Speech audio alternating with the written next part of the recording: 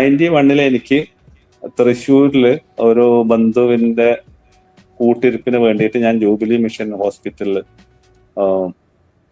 കൂട്ടിരിപ്പിന് പോയപ്പോൾ അവിടെ അവരുടെ ഒരു കസിന്റെ വീട്ടിലാണ് ഞാൻ മലബാറിൽ നിന്നാണ്. അപ്പോൾ അവിടെ തൊട്ടടുത്ത് തന്നെ മണ്ണുത്തിയിലുള്ള ഒരു ബന്ധുവിന്റെ വീട്ടിലാണ് നമ്മൾ താമസിക്കുന്നത്.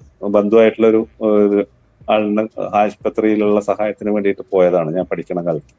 അപ്പൊ ആ സമയത്ത് അവിടെ അയൽവക്കത്ത് ഉണ്ടായിരുന്നത് ഒരു ചേകന്നൂര്യൻ ആയിട്ടുള്ള ഒരാളായിരുന്നു.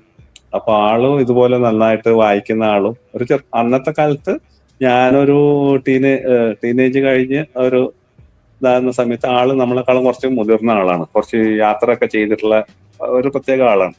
അപ്പൊ ആള് ഇങ്ങനെ പരിചയപ്പെട്ട് ഒരാഴ്ചയിലധികം ഞാൻ അവിടെ താമസിച്ചിട്ടുണ്ടായിരുന്നു. ആളെ പരിചയപ്പെട്ടു. വൈകുന്നേരങ്ങളിലൊക്കെ നമുക്ക് എന്തെങ്കിലും ആവശ്യങ്ങൾക്കൊക്കെ ആള് വരും.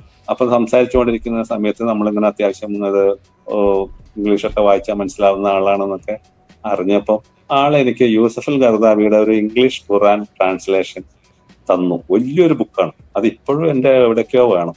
അത് ഞാൻ കുത്തിയിരുന്ന് വായിച്ചു. അതില് ഓരോ ആയത്തിനും താഴെ അതിന്റെ വിശദീകരണങ്ങൾ ഇതൊക്കെ കൊടുത്തിട്ടുണ്ട്. അപ്പൊ നമുക്ക് അന്ന് മനസ്സിലാവാത്ത കുറെ ഭാഷകളൊക്കെ നമ്മൾ ഡിക്ഷണറി വെച്ചിട്ടും ഇതൊക്കെ അർത്ഥങ്ങളും മനസ്സിലാക്കിയിട്ട് അതിനെ കുറിച്ചിട്ട് അത് കുത്തിയിരുന്നത് വായിച്ചപ്പോഴാണ് ഫുള്ളൊരു ഖുറാൻ ഞാൻ ആദ്യമായിട്ട് വായിക്കുന്നത്. അതിനുശേഷം പിന്നെ ഓഡിയോ ഖുറാനുകൾ കിട്ടിയിട്ടുണ്ട്, പിന്നെ തർജ്ജമകള് ഇംഗ്ലീഷിലുള്ളതും മലയാളത്തിലുള്ളതും കിട്ടിയിട്ടുണ്ട്, മലയാളം തർജ്ജമകൾ തന്നെ കിട്ടിയിട്ടുണ്ട്.